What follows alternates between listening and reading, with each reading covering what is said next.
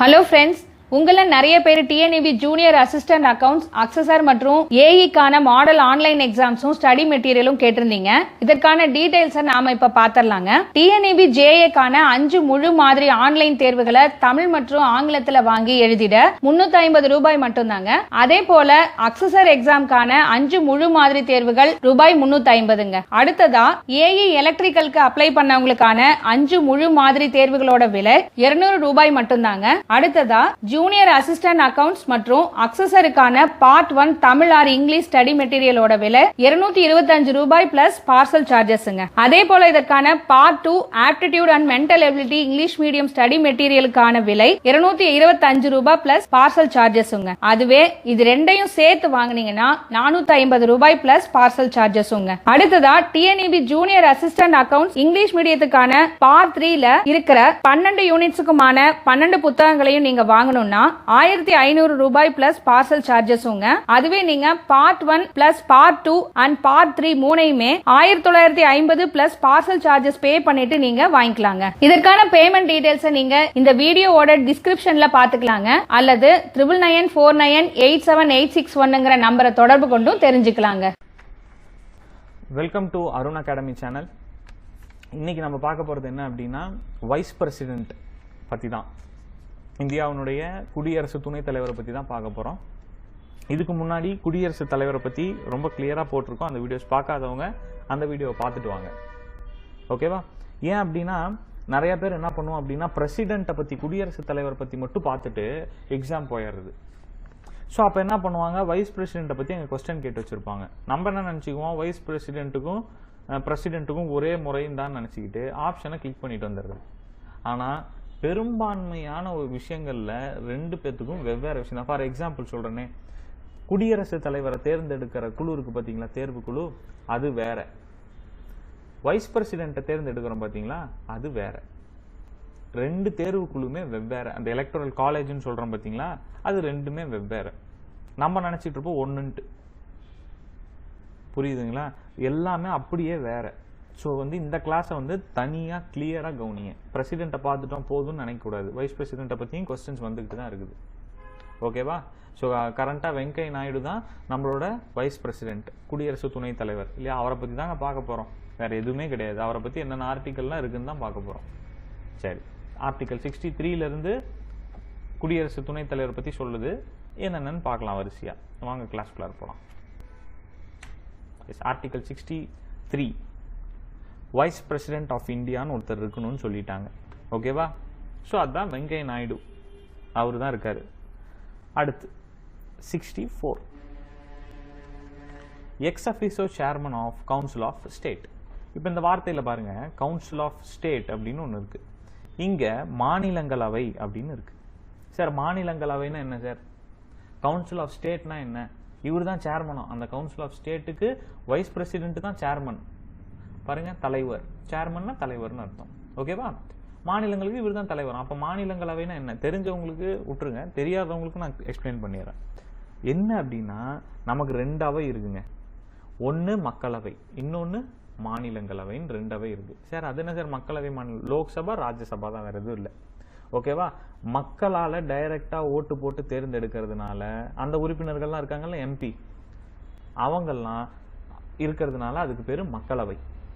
மாநிலத்தில் இருக்கக்கூடிய எம்எல்ஏஸ், அதாவது ஸ்டேட்ஸ்ல இருக்கக்கூடிய எம்எல்ஏஸ்லாம் சேர்ந்து ஒருத்தரை தேர்வு பண்ணி அனுப்பிச்சுடுறாங்க பாத்தீங்களா, அவங்க ராஜ்யசபால இருப்பாங்க. அதனால இதுக்கு பேரு மாநிலங்களவை.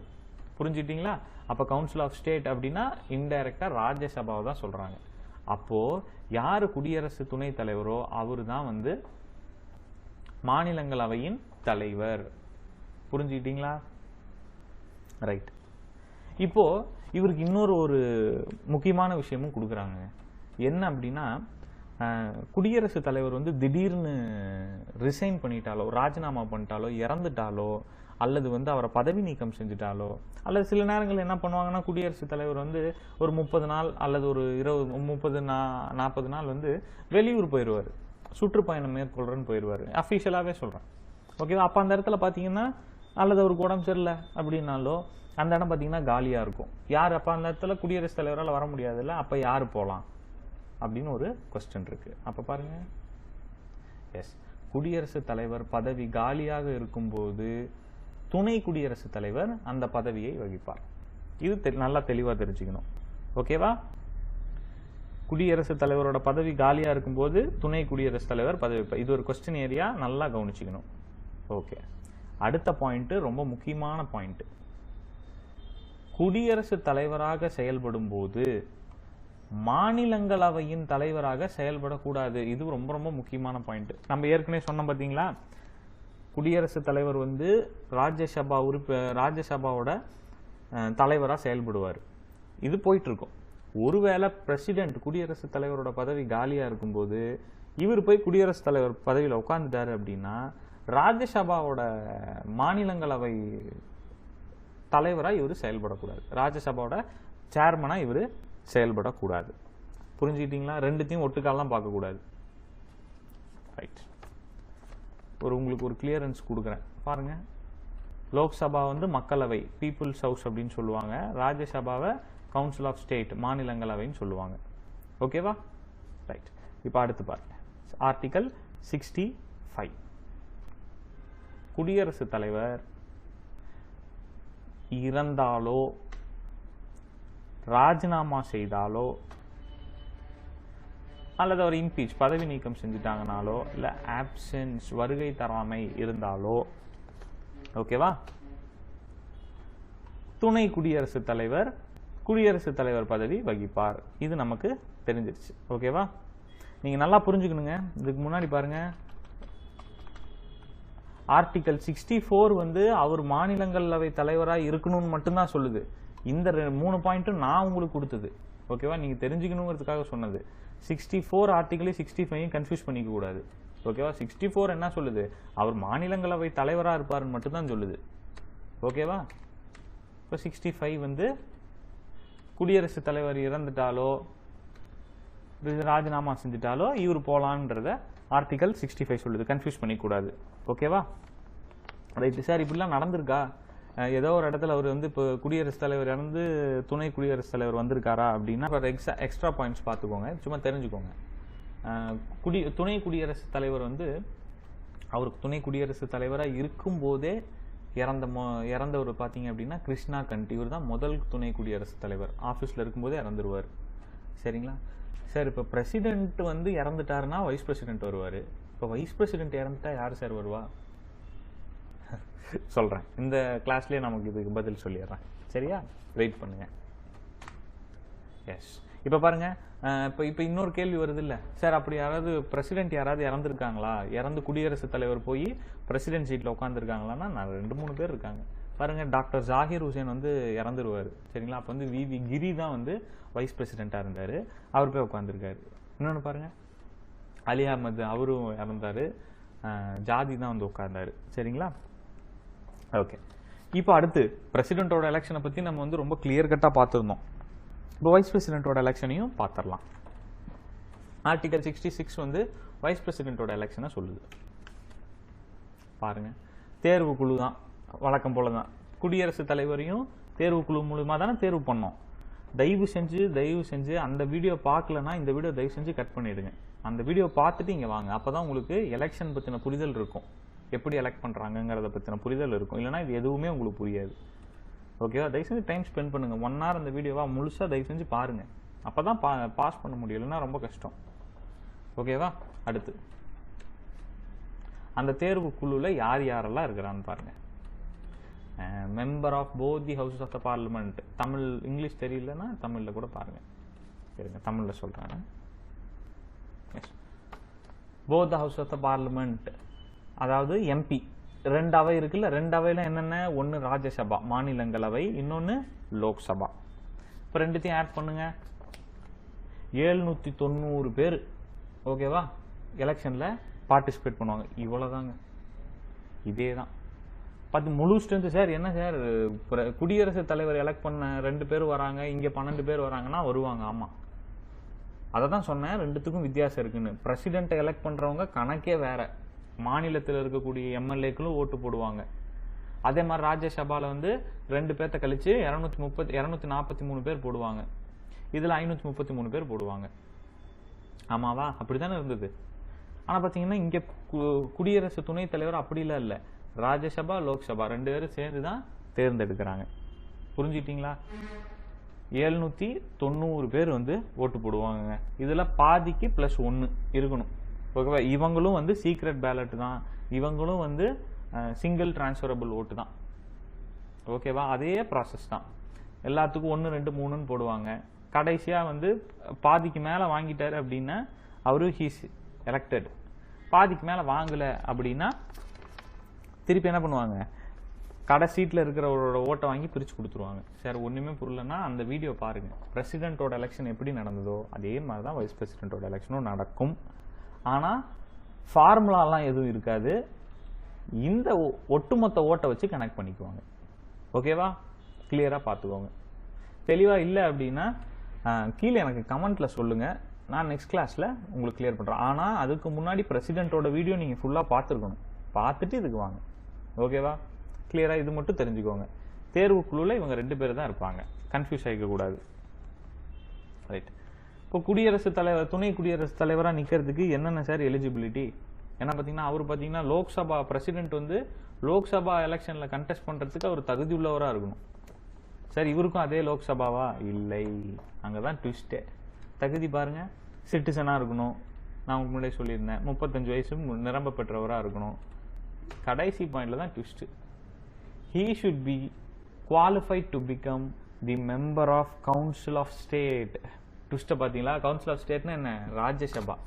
பிரசிடென்ட் வந்து லோக்சபா எலெக்ஷன்ல கண்டெஸ்ட் பண்றவரா இருக்கணும், வைஸ் பிரசிடென்ட் வந்து ராஜ்யசபா எலெக்ஷன்ல கண்டெஸ்ட் பண்ண தகுதி பெற்றவரா இருந்தா போதும். புரிஞ்சுக்கிட்டீங்களா? இதுதான் வந்து ட்விஸ்ட். கொஸ்டின்ல இதைத்தான் கண்டிப்பா கேட்பாங்க. நாம வந்து லோக்சபா அப்படின்னு நம்ம அடிச்சுட்டு வருவோம், அதான் தப்பு. ஓகேவா? ரைட். அடுத்து பாருங்க. ஸோ சார் இவரோட பதவி காலம் என்ன சார்? ஆர்டிகல் 67ல சொல்லிட்டாங்க. பதவி காலம் என்ன சார்? பாருங்க, 5 years. சரி சார், அவர் ரெசிக்னேஷன், அவருக்கு பிடிக்கல வேலை, ரெசிக்னேஷன் யார்கிட்ட சார் கொடுக்கணும்? பிரசிடென்ட் யார்கிட்ட ரெசிக்னேஷன் கொடுக்கணும்? வைஸ் பிரசிடென்ட் கிட்ட. ஸோ அப்போ வைஸ் பிரசிடென்ட் யார்கிட்ட சார் ரெசிக்னேஷன் கொடுப்பாங்க? பாருங்க, பிரசிடென்ட் கிட்ட. மாத்தி மாத்தி கொடுத்துக்கலாம். ஓகேவா? ரெசிக்னேஷன் மட்டும்தாங்க, இதை தெளிவா புரிஞ்சுக்கோங்க. ரெசிக்னேஷன் மட்டும்தான். வைஸ் பிரசிடென்ட் ரிசைன் பண்ணும் அப்படின்னா பிரசிடென்ட்டை கொடுக்கலாம், பிரசிடென்ட் ரிசைன் பண்ணும்னா வைஸ் பிரசிடென்ட் கிட்ட கொடுக்கலாம். ஓகேவா? இது தெரிஞ்சுக்கோங்க. இப்போ பிரசிடென்ட்டோட பதவி நீக்கம், அவரை எப்படி பதவி நீக்கம் செய்யணும்னா என்னென்ன பண்ணணுங்கிறத பார்த்தோம். எந்த அவையில வேணும்னாலும் அவங்க வந்து பிரசிடென்ட்டை பிடிக்கல அப்படின்னா அவங்க வந்து பதவி நீக்கம் செய்யறதுக்கு ஆரம்பிக்கலாம். ஆனா வைஸ் பிரசிடென்ட்டுக்கு அப்படி இல்லை. ஆர்டிகல் 67ல என்ன சொல்லியிருக்காங்கன்னு பாருங்க. ஓகே, மாநிலங்களவையில தான் அவர் உட்காந்துருக்காரு, மாநிலங்களவையோட தலைவர் தான் அவரு. அப்போ மாநிலங்களவை தான் முதல்ல ஆரம்பிக்கணுங்க. ஓகேவா? நல்லா புரிஞ்சுக்கணும். பிரசிடென்ட்டுக்கும் வைஸ் பிரசிடென்ட்டுக்கும், பிரசிடென்ட்டை நீங்க பதவி நீக்கம் செய்யணும்னா எந்த அவை வேணாலும் செய்யலாம், ஆரம்பிக்கலாம். ஆனா லோக்சபாக்கு அந்த ஆரம்பிக்கிற தகுதி இல்லை, மாநிலங்களவை தான் ஆரம்பிக்கணும். எப்பா இவர் எங்களுக்கு வேண்டாம், இவர் தயவு செஞ்சு நீக்குங்க அப்படின்னு சொல்லி ஒரு நோட்டீஸ் ஒன்று தயாரிச்சு அவர்கிட்ட கொடுத்து 14 நாள் விட்டுருணும் அவரை. ஓகேவா? 14 நாள் அவருக்கு டைம். இந்த நாட்கணக்கு ரொம்ப முக்கியம். இப்ப 14 நாள் முடிஞ்சு போச்சா? இப்ப ராஜ்யசபால இருந்து அது லோக்சபாக்கு போகும். ஓகேவா? அப்புறம் என்ன பண்ணும்? பின்பு அதனை மக்களவை ஏற்றுக்கொண்டு பதவி நீக்கம் செய்ய வேண்டும். இப்ப நான் அந்த பதவி நீக்கம் செய்யணும்னா கம்பல்சரி செய்ய வேண்டுமானா இல்ல, அது தேவையில்லை. ஆனா அவங்க வந்து முடிவு பண்ணிட்டாங்க, அவங்களுக்கும் பிடிக்கல அப்படின்னா ஆட்டோமேட்டிக்கா வைஸ் பிரசிடென்ட் துணை குடியரசுத் தலைவர் பதவியிலிருந்து அவரு நீங்கிற வேண்டியதுதான். அப்போ இங்க ஒரு கேள்வி வருது, சார் அப்போ துணை குடியரசுத் தலைவர் வந்து நீக்கிற உரிமை பவர் யாருக்கிட்ட சார் இருக்கு அப்படின்னா அது யாருக்கிட்டங்க இருக்கு? லோக்சபாட்ட தான் இருக்கு. ராஜ்யசபா ஆரம்பிக்கும், லோக்சபா முடிச்சு வச்சிடும். புரிஞ்சுதா உங்களுக்கு? கிளியரா புரியுதா? இது எப்படின்னு பாத்தீங்க அப்படின்னா வைஸ் பிரசிடென்ட் வந்து பெரும்பான்மையா ஆளும் கட்சியா தான் இருப்பார். ஏன்னா பாத்தீங்கன்னா ராஜ்யசபால பாத்தீங்கன்னா இருங்க உங்களுக்கு கிளியரா சொல்றேன். இப்ப இதுல பாருங்களேன், ராஜ்யசபால பாத்தீங்கன்னா 245 ஓட்டு தான். ஆனா லோக்சபால 545 ஓட்டு. இப்ப பாத்தீங்க அப்படின்னா ஒரு ஆளுங்கட்சி பாத்தீங்க அப்படின்னா பாதிக்கு மேல வச்சிருக்கும். பாத்தீங்கன்னா 300 மோடி அவர்கள்லாம் 300 சீட் வச்சிருந்தாரு. அப்ப அவர் சொல்றவங்க தான் இப்ப இதுல பாருங்க 300 சீட் வந்துருச்சுனாலே எனக்கு எலெக்ஷன்ல ஜெயிக்கணும் அப்படின்னா இதுக்கு பாதிக்கு பாதி தான் தேவை. இப்ப 300 சீட் எனக்கு இதுல லோக்சபாலே வந்துருச்சு அப்படின்னா போதுமே. ராஜ்யசபால சும்மா கொஞ்சம் ஒரு 50 சீட் வந்தா கூட நான் ஜெயிச்சிருவேனே இல்லையா? ஸோ பெரும்பான்மை இது எதுக்கு சொல்ல வந்தேன்னா பெரும்பான்மையா பாத்தீங்க அப்படின்னா ஆளுங்கட்சி தான் வரும். அப்ப வந்து ஆளுங்கட்சி வந்து முடிவு பண்ணிடுச்சு அப்படின்னா முக்கால்வாசி வைஸ் பிரசிடென்ட்டோட பதவி வந்து நீக்கியும். சரி, அதெல்லாம் சும்மா நீங்க கதை தெரிஞ்சு வச்சுக்கோங்க, தெரிஞ்சுக்கணுங்கிறதுக்காக சொன்னேன். இது பாத்தீங்க அப்படின்னா குடியரசுத் தலைவரை வந்து இம்பீச் பதவி நீக்கம் செய்யற அதிகாரம் யாருக்கிட்ட இருக்கு அப்படின்னா லோக்சபாட்ட தான் இருக்கு. ஓகேவா? நாடாளுமன்றத்திடம் உள்ளதுன்னு தமிழ்ல இருக்கு. ஸோ நீங்க வந்து அதை வந்து லோக்சபான்னு மாத்திங்க. லோக்சபா நாடாளுமன்றம் தான், ராஜ்யசபா நாடாளுமன்றம் தான். ஓகேவா? ஆனா எக்ஸாக்டா பாத்தீங்க அப்படின்னா லோக்சபாட்டு தான் இருக்கு. மக்களவைன்னு வச்சுக்கலாமே. புரிஞ்சுதா? கிளியரா புரிஞ்சுதா? ராஜ்யசபா இனிஷியேட் பண்ணும், லோக்சபாக்கு தான் அந்த அதிகாரம் இருக்கு. ராஜ்யசபாக்கு நீக்கிற அதிகாரம் கிடையாது. ஆனா குடியரசுத் தலைவருக்கு அப்படி இல்லை, ரெண்டாவையுமே நீக்கிற அதிகாரம் இருக்கு. புரிஞ்சுக்கிட்டீங்களா? Right, next. நான் ஏற்கனவே சொன்ன மாதிரி தான். இப்ப பாருங்க, வேகன்சி ஆஃப் வைஸ் பிரசிடென்ட், காலி இடத்தை நிரப்புறது யாரு? குடியரசுத் தலைவர் இல்லைன்னா துணை குடியரசுத் தலைவர் வருவாரு. இப்ப துணை குடியரசுத் தலைவர் பதவி இல்லைன்னா யாரு சார் வருவா? யாரும் வரமாட்டாங்க, யாருமே வரமாட்டாங்க. ஓகேவா? ஸோ அதை நான் அப்புறம் சொல்றேன். அது முன்னாடி இந்த பாயிண்ட் பாத்துருங்க. Election should be held before completion of 5 years. 5 வருஷம் முடியறதுக்கு முன்னாடியே நீங்க எலெக்ஷன் கம்ப்ளீட் பண்ணிடணும். 5 வருஷம் முடிஞ்சதுக்கு அப்புறம் எலெக்ஷன் பண்ணீங்கன்னா அது இன்னும் இழுத்துட்டு இருக்கும். அப்ப அது வரைக்கும் குடியரசு துணைத் தலைவர் பதவி காலியா தானே இருக்கும். அதனால 5 வருஷத்துக்குள்ளாரியே எலெக்ஷன் வந்துடணும். இப்ப பாருங்க, if the vice president resign, பதவி விலகிட்டாருனாலோ அல்லது இம்பீச் பதவி நீக்கம் செஞ்சுட்டாலோ அல்லது இறந்துட்டாலோ, இதெல்லாம் திடீர் சம்பவம் இல்லையா? தென் election to fill the vacancy should be held as soon as possible. புரிஞ்சுட்டீங்களா? அப்ப என்ன பண்ணும்? யாரெல்லாம் வரமாட்டாங்க, நம்மளே என்ன பண்ணணும்னா எலெக்ஷன் வந்து சீக்கிரமா நடத்திடணும். எவ்வளவு சீக்கிரம் முடியுமோ அவ்வளவு சீக்கிரம் எலெக்ஷன் நடத்திடணும். ஏன்னா எலெக்ஷன்னா என்னங்க, ராஜ்யசபால இருந்து லோக்சபால இருந்து ஆட்கள் 790 பேர் வருவாங்க, வந்து ஓட்டு போட்டு செலக்ட் பண்ணுவாங்க, அவ்வளவுதான். சரிங்க. இப்போ அந்த இதுல வந்து 2 ஆஃப் இருக்கு. இது செகண்ட் ஆஃப் போறதுக்கு முன்னாடி நான் ஒரு சின்ன ஒரு கதை சொல்றேன். தமிழ்நாட்டில் பார்த்தீங்க அப்படின்னா, சரி, தமிழ்நாட்டில் ஒரு சிஎம் இருக்காங்கன்னு வச்சுக்கோங்க. 5 வருஷம் ஆள்றாங்க. சே ஃபார் எக்ஸாம்பிள் 2015 இருந்து 2020 வரைக்கும் ஆள்றாங்கன்னு வச்சுப்போம். ஓகேவா?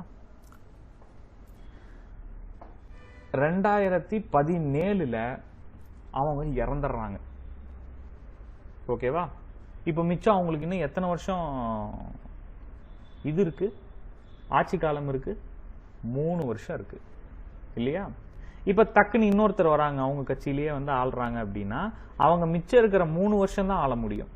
2020 வரைக்கும் தான் ஆள முடியும். திருப்பி 2020 ஒரு ஃப்ரெஷ் எலெக்ஷன் வரும். எலெக்ஷன் வந்து தேர்ந்தெடுத்து வருவாங்க. அப்படித்தானே நடக்கும்.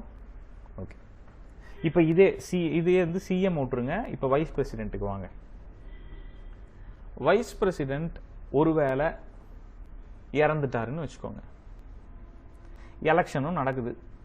ஆனா வைஸ் பிரசிடென்ட் 5 ஆண்டு காலம் ஆள வேண்டிய இடத்துல 3 ஆண்டு காலம் தான் ஆண்டிருக்காரு. இன்னும் 2 வருஷம் அப்படியே இருக்கு அவர் ஆள்றதுக்கு. இப்ப புதுசா ஒருத்தர் வராரு, அவர் 2 வருஷம் தான் ஆளணும். திருப்பி 2 வருஷம் 5 வருஷம் கம்ப்ளீட் பண்றதுக்கு இன்னும் 2 வருஷம் இருக்குல்ல, 2 வருஷம் தானே ஆளணும். ஆனால் வைஸ் பிரசிடென்ட் மட்டும், ஒரு வைஸ் பிரசிடென்ட் இறந்துட்டாரு, 2015 அவரை வந்து வைஸ் பிரசிடென்ட்டா நம்ம எலெக்ட் பண்றோம்.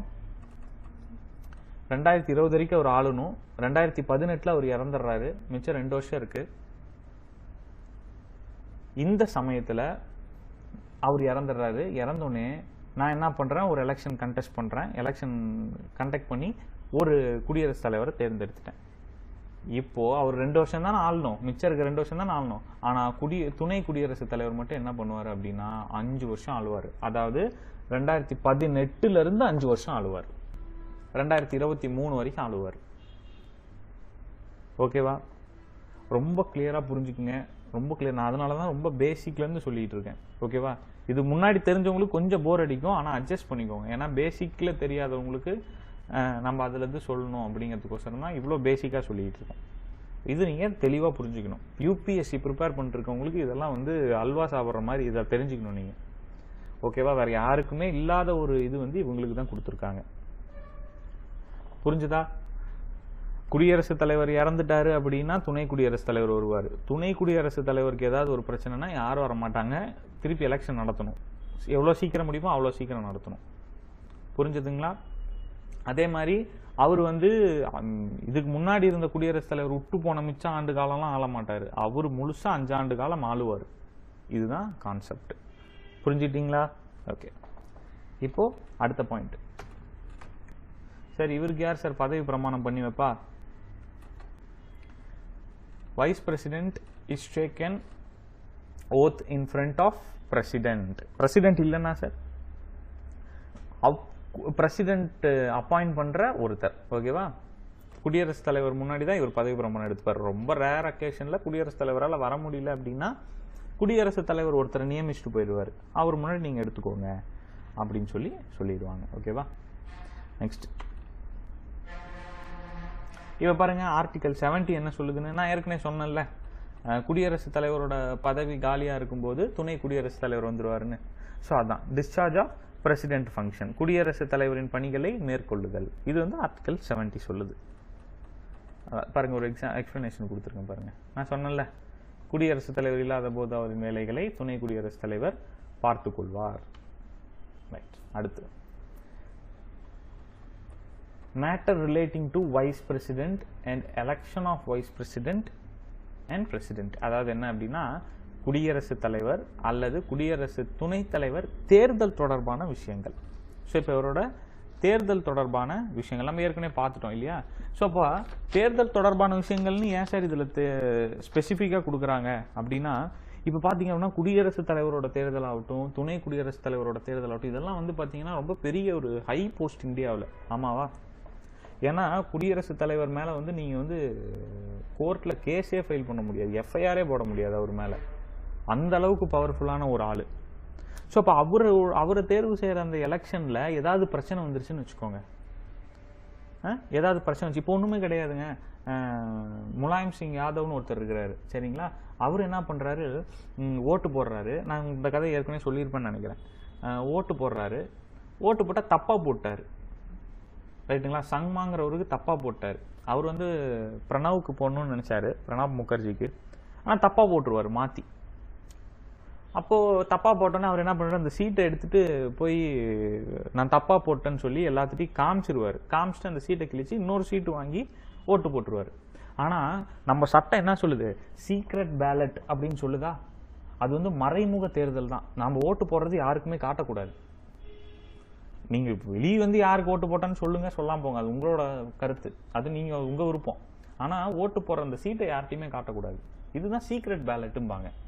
அப்போ என்ன பண்ணிட்டாங்க, நேராக போய் இப்போ இங்கே ஒரு பிரச்சனை வந்துருச்சு இல்லையா? இப்போ வந்து இது வந்து சீக்ரெட் பேலட்டுங்கிறீங்க, அப்புறம் அவர் எல்லாத்துட்டையும் காமிச்சிட்டாரு இல்லையா? முலாயம் சிங் யாதவ் யாருக்கு ஓட்டு போட்டாருன்னு எல்லாத்துக்கும் தெரிஞ்சிருச்சு.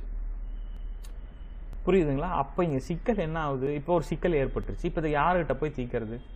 இதுதான் இந்த மாதிரி இவ்வளோ பெரிய பிரச்சனை வரும்போது யார்கிட்ட போய் தீர்க்கிறது? குடியரசுத் தலைவரோட எலெக்ஷன்லேயே பிரச்சனை. அதுதாங்க இங்கே சொல்லியிருக்காங்க ஆர்டிகல் 71. இந்த மாதிரி ஏதாவது பிரச்சனை வந்துருச்சுன்னா யார் தீர்க்கிறதுங்கிறது தான் இதில் சொல்லியிருக்காங்க. யாருப்பா தீர்க்கிறது? வாங்க பாருங்க. Supreme court has a supreme power to decide about the matters of election of president and vice president. இப்போ புரிஞ்சிட்டீங்களா? உச்ச நீதிமன்றம் தான் இதுக்கு தீர்வு. குடியரசுத் தலைவர் மற்றும் குடியரசு துணைத் தலைவர் தேர்தலில் எழும் சச்சரவுகளை பற்றி முடிவு செய்யும் அதிகாரம் உச்ச நீதிமன்றத்திற்கு தாங்க இருக்குது. ஓகேவா? தெளிவாக புரிஞ்சுட்டீங்களா? சரி, இப்போ பிரசிடென்ட்டோட சேலரியும் வைஸ் பிரசிடென்ட்டோட சேலரி என்னன்னு பார்க்கலாம். நான் போன கிளாஸில் சொல்லியிருந்தேன், பிரசிடென்ட்டோட சேலரி நான் நெக்ஸ்ட் கிளாஸில் சொல்கிறேன் அப்படின்ட்டு. ஏன்னா அது ரெண்டும் ஒட்டுக்கா பார்த்துடலாம் அப்படிங்கிறது தான். நிறைய பேர் நினச்சிட்டு இருப்போம் 1.5 lakhs வாங்கிட்டு இருக்காரு, 1,50,000 வாங்கிட்டு இருக்காருன்னு நம்ம நினைப்போம். அதெல்லாம் 2018க்கு முன்னாடி. ஓகேங்களா? 2018க்கு அப்புறம் அவங்க சேலரிலாம் ரொம்ப டபுள் ட்ரிபிள் 5 மடங்கு மேலே இன்க்ரீஸ் ஆயிடுச்சு. என்னன்னு பாருங்கள். பிரசிடென்ட்டோட சேலரி வந்து 2018க்கு அப்புறம் 5 லட்சமாக மாற்றிட்டாங்க.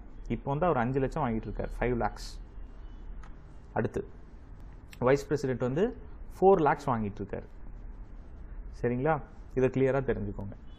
ஓகே, ஸோ இன்னைக்கு வந்து வைஸ் பிரசிடென்ட் பார்த்துருக்கோம், போன கிளாஸில் வந்து பிரசிடென்ட் பார்த்துருக்கோம். ரெண்டுமே ரொம்ப ரொம்ப ரொம்ப இம்பார்ட்டண்ட்டுங்க. என்னென்ன ஆர்டிகல்னு பார்த்துக்கோங்க, அவங்கள எலெக்ட் பண்ணுறவே பார்த்துக்கோங்க. ஏன்னா வந்து பார்த்தீங்க அப்படின்னா யூபிஎஸ்சி ப்ரிப்பேர் பண்ணுறோம், அடுத்து மெயின்ஸ் வந்துச்சு அப்படின்னா மெயின்ஸில் வந்து நீங்கள் வந்து இதெல்லாம் எழுதுனீங்க அப்படின்னா தான் வேலைக்கு ஆகும். சரியா, ஸோ அதுக்கு நீங்கள் உங்கள் புரிதல் இருக்கணும்.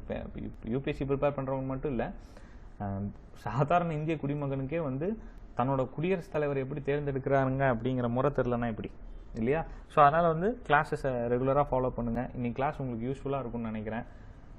ஓகேவா, ஸோ ரெகுலராக ஃபாலோ பண்ணுங்கள். கன்சிஸ்டன்சி தான் ரொம்ப முக்கியம். குரூப் 1 எக்ஸாம் ரொம்ப சீக்கிரமாக வந்துட்டு இருக்கு. 60 பேர்த்தில் நீங்கள் ஒருத்தராக வரணும், அப்போ தான் உங்களுக்கு அந்த கவர்மெண்ட் வேலைங்கிறது கிடைக்கும். சரியா, தேங்க்யூ ஃபார் வாட்சிங் அருண் அகாடமி. நெக்ஸ்ட் கிளாஸில் பார்க்கலாம். இந்த மெட்டீரியலுக்கான காஸ்ட் பத்தி பார்க்கலாங்க. இதுல பொது தமிழ் அல்லது ஜெனரல் இங்கிலீஷ்க்கான விலையை பாத்தீங்கன்னா 225ங்க. அடுத்ததா ஆப்டிடியூட் அண்ட் மென்டல் எபிலிட்டி பாத்தீங்கன்னா இங்கிலீஷ் மீடியத்துக்காக மட்டும் தான் இருக்குங்க. இதோட காஸ்ட் பாத்தீங்கன்னா 225 தாங்க. அடுத்ததா பார்ட் 3க்கான general science, geography, history and culture of India, Indian polity, Indian economy, Indian national movement, இதற்கான விலை பாத்தீங்கன்னா ₹1700ங்க. ஒன்ஸ் இதை நீங்க வாங்கிட்டீங்கன்னாவே யூனிட் 2க்கான 6 month கரண்ட் ஈவென்ட்ஸ் மெட்டீரியல் உங்களோட வாட்ஸ்அப் நம்பருக்கோ அல்லது உங்களோட மெயில் ஐடிக்கோ சாஃப்ட் காப்பியா சென்ட் பண்ணிடுவோங்க. இப்ப நீங்க இந்த ஸ்டடி மெட்டீரியல்ஸை வாங்கணும்னா நாங்க இங்க கீழே டிஸ்கிரிப்ஷன்ல கொடுத்திருக்கிற போன்பே, கூகுள் பே அல்லது பேங்க் அக்கவுண்ட் நம்பருக்கோ இந்த மெட்டீரியல்ஸ்க்கான காஸ்டையும் கூடவே அதற்கான பார்சல் சார்ஜஸையும் சென்ட் பண்ணிட்டு உங்களுடைய டீடைல் அட்ரஸ பின்கோடோடையும் நீங்க பே பண்ண ப்ரூஃபோட ஸ்கிரீன்ஷாட்டையும் 99498786 இந்த வாட்ஸ்அப் நம்பருக்கு சென்ட் பண்ணிட்டீங்கன்னா நாங்க உங்களுக்கு நீங்க ஆர்டர் பண்ண மெட்டீரியல்ஸை சென்ட் பண்ணி வச்சிருவோங்க. இதுவரைக்கும் நாங்க சொன்ன தகவல்கள் உங்களுக்கு ரொம்பவே பயனுள்ளதா இருக்குன்னு நினைச்சீங்கன்னா லைக் பண்ணுங்க. உங்க நண்பர்களுக்கும் பயனுள்ளதா இருக்கும்னு நினைச்சீங்கன்னா ஷேர் பண்ணுங்க. மேற்கொண்டு இதனுடைய கருத்துக்களை கீழே கமெண்ட்ல பதிவு பண்ணுங்க. மறக்காம அருண் அகாடமி சேனலுக்கு சப்ஸ்கிரைப் பண்ணுங்க. தேங்க்யூ.